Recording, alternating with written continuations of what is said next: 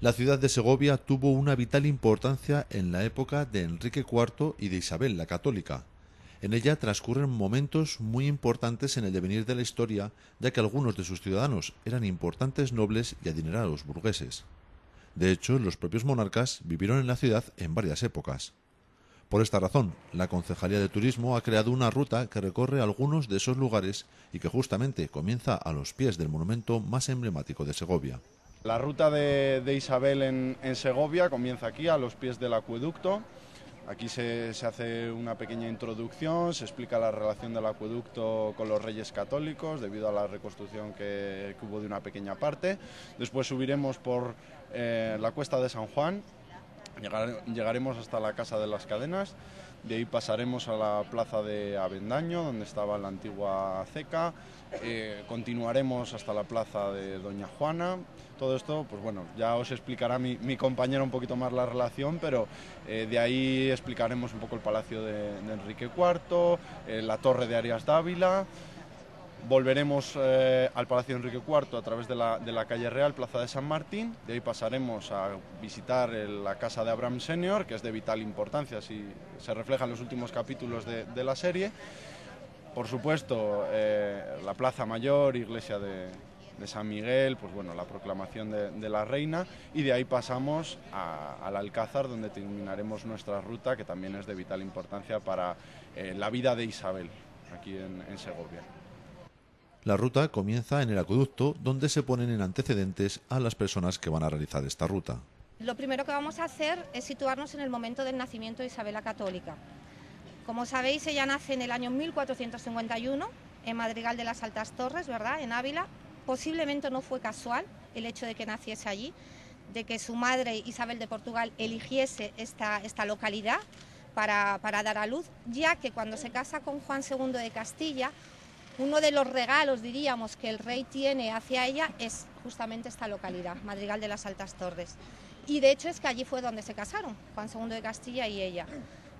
Hay muy pocos datos, los cronistas de la época dejan muy poco escrito sobre esos primeros años, sobre la infancia de la infanta.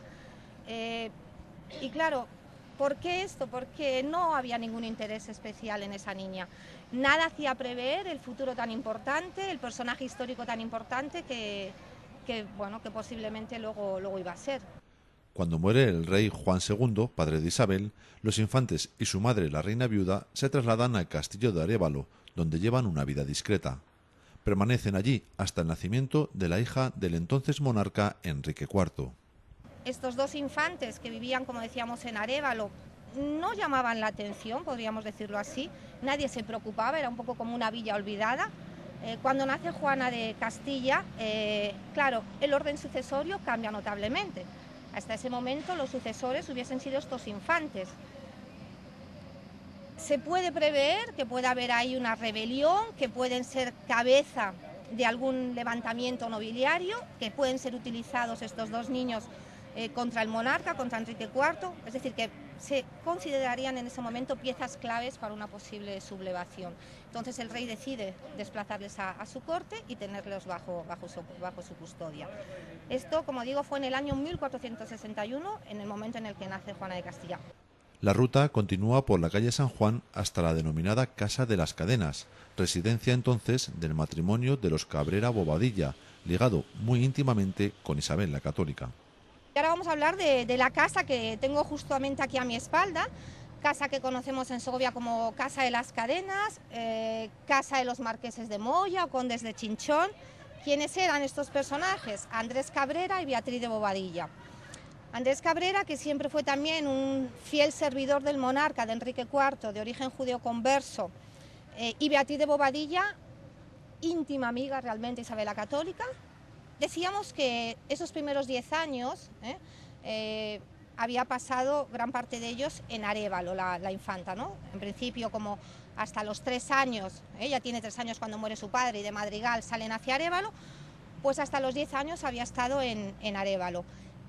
Y la hija del alcaide del castillo de Arévalo era Beatriz de Bobadilla. Entonces es como esa amiga de juegos que tiene la infanta, que además al tener una diferencia de edad entre ambas, se llevaban unos 11 años, es un poco como la protectora de la infanta Isabel. El que fuese judeo converso Cabrera, pues posiblemente también era algo importante. En ese momento en Segovia estamos hablando de una comunidad judía muy importante. Hablaremos a lo largo del recorrido también de Abraham Seneor, el que era rabino mayor de las Aljamas. Los judíos apoyaron claramente a los partidarios de Isabel la Católica.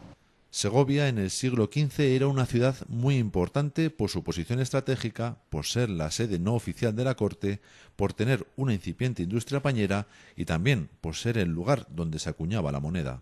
Hemos hecho referencia al hablar de la que fue la casa de los Cabrera, que en principio el propietario fue Pedro Machuca de la Plata, que este señor era tesorero de la Casa Vieja de la Moneda.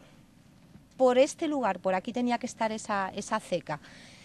Claro, en principio no se denomina como Casa Vieja de la Moneda, adquiere este nombre a partir del siglo XVI, cuando Felipe II funda el Real Ingenio en la zona del Valle del Ledesma. Hasta entonces incluso era la Casa Nueva de la Moneda. Ese fue otro privilegio que había concedido Enrique IV a nuestra ciudad, el que se acuñase moneda. Y la última moneda, esto fue en el año 1455, si no recuerdo mal, exactamente fue esa fecha, y hasta 1600 y pico, hasta el siglo XVII, se acuñó moneda aquí, en la Casa Vieja de la Moneda, y siempre a martillo, de manera artesanal, aunque ya estuviese funcionando, porque desde el 16 funcionaba ese sistema mucho más moderno de maquinaria, en fin, en la zona del Valle del Ledesma. La marca, el acueducto. Y en la época de los Reyes Católicos, lógicamente, entonces seguía el acuñamiento de moneda con los excelentes, una moneda en la que aparecía pues siempre esta marca que, bueno, se hizo conocida por todo el mundo, ¿no? Con la circulación que evidentemente tenía la moneda. El entorno de la plaza de San Martín era un núcleo de poder en el siglo XV con el Torreón de Lozoya, el de los Arias Dávila y sobre todo por encontrarse el palacio de Enrique IV, un rey que tenía una gran estima a la ciudad de Segovia. Sí, hasta ahora fundamentalmente yo creo que vine hablando de Isabel la Católica, aunque en algún momento hice alusión lógicamente a su hermano. Nos vamos a centrar ahora más en este personaje, en Enrique IV. Claro, de entrada podemos pensar tal vez que fuese una persona o el típico príncipe rebelde, porque estaba levantado en armas contra su padre, contra Juan II de Castilla, y esto nos podría dar una imagen engañosa de él, mostrándonoslo como una persona también codiciosa, como muy audaz. Bueno, pues nada más lejos de la imagen real del monarca. Sencillamente era la cabeza visible de toda esa liga nobiliaria también, que eran los que realmente tenían esos intereses políticos, es decir, que era totalmente manipulable y manipulado Enrique IV. La desgracia que tuvo Enrique IV fue el padecer un carácter esquizoide. Todo esto agravado por ese fracaso que siempre tuvo en sus relaciones amorosas.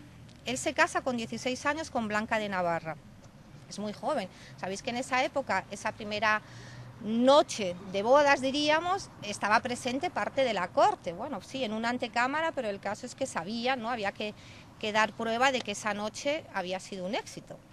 Bueno, pues él es incapaz de tener éxito. Finalmente ese matrimonio se vio anulado porque nunca había llegado a consumarse. Antes de morir su padre Juan II, Enrique IV decide casarse de nuevo, en este caso con Juana de Portugal, con la que tampoco consigue consumar el matrimonio. Pero de repente, 6 años después de la boda, tiene a Juana de Castilla, algo que sorprendió a la corte, por lo que muchos nobles eran reacios a declarar heredera a la denominada despectivamente como la Beltraneja.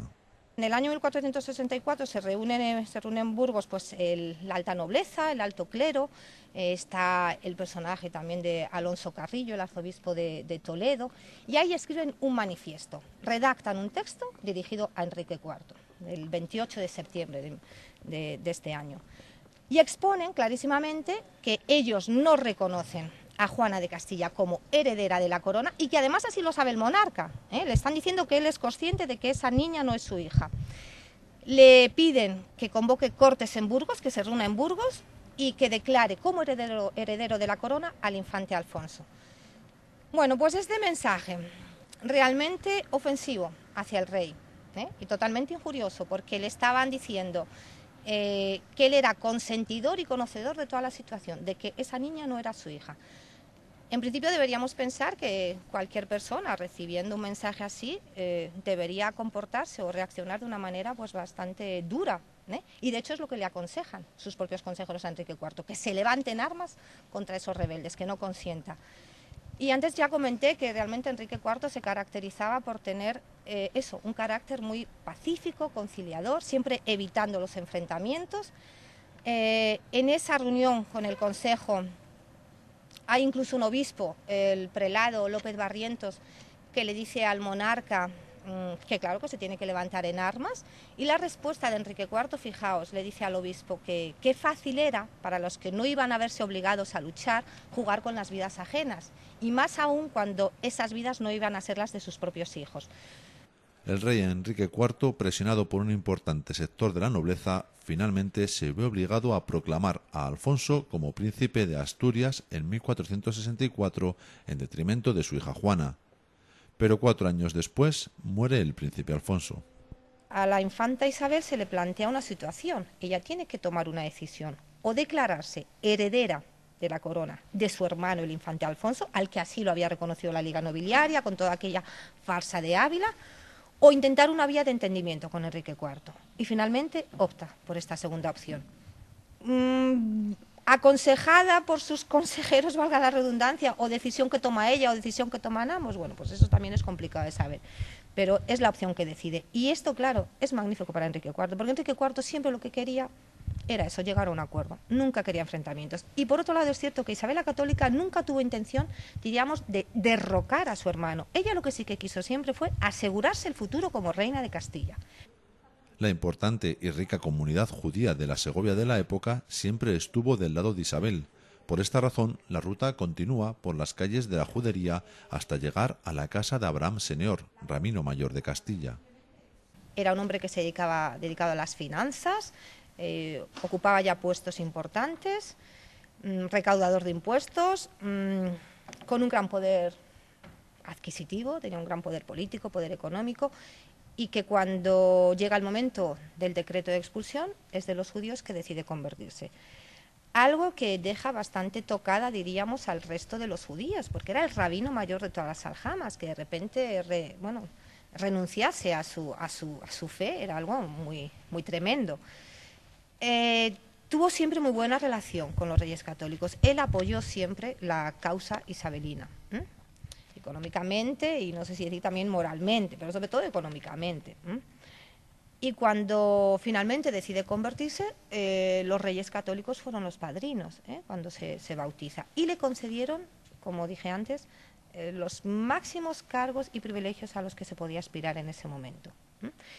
Toma un nuevo nombre, que es Fernán Pérez Coronel. La cercana Plaza Mayor de Segovia acogió uno de los momentos más importantes de la historia de España, la proclamación de Isabel la Católica como reina de Castilla. Hemos llegado a la plaza donde tuvo lugar la proclamación de Isabel como reina de Castilla. Realmente se autoproclamó reina ella.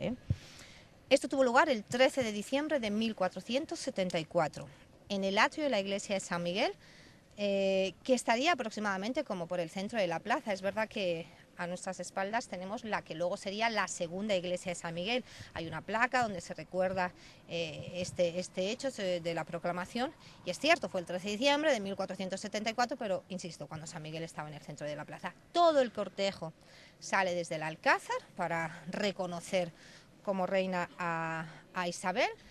Es cierto que algo que sorprendió mucho es que se hizo delante de ella, o sea, ella se hizo acompañar por uno de sus nobles que portaba la espada. Eso era el símbolo de impartir justicia, algo que nunca había hecho una mujer, nunca había hecho una reina. Ella utiliza ese símbolo clarísimamente, sin importarle, pero es algo que no pasa desapercibido. Para el primero al que no pasa desapercibido es para su marido, que ya estaban casados, pero habíamos visto que se casaron en el año 69, a mediados de octubre del 69. Ella no espera a que llegue él. De hecho, desde el 13 de diciembre hasta el 2 de enero del año siguiente no llega Fernando a Segovia. El último punto del recorrido es el Alcázar de Segovia, una fortaleza casi inexpugnable que en la época de Enrique IV y de Isabel la Católica custodiaba el tesoro real. Se trata de un lugar de gran importancia, ya que estaba considerado como la sede de la corte no oficial durante los reinados de Enrique IV y de Isabel la Católica. De hecho, el monarca Enrique IV pasaba grandes temporadas en el Alcázar de Segovia.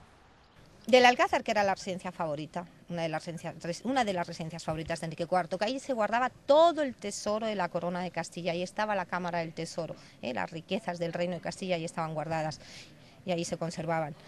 Que el rey tenía una guardia mora, era muy peculiar realmente Enrique IV. De hecho, en el año 64, cuando dijimos que se había reunido la Liga Nobiliaria y le escriben este manifiesto al monarca en el que le quieren obligar a que reconozca como heredero al infante Alfonso, ellos se cuidaron mucho, los miembros de la Liga Nobiliaria, de que el texto fuese absolutamente impecable.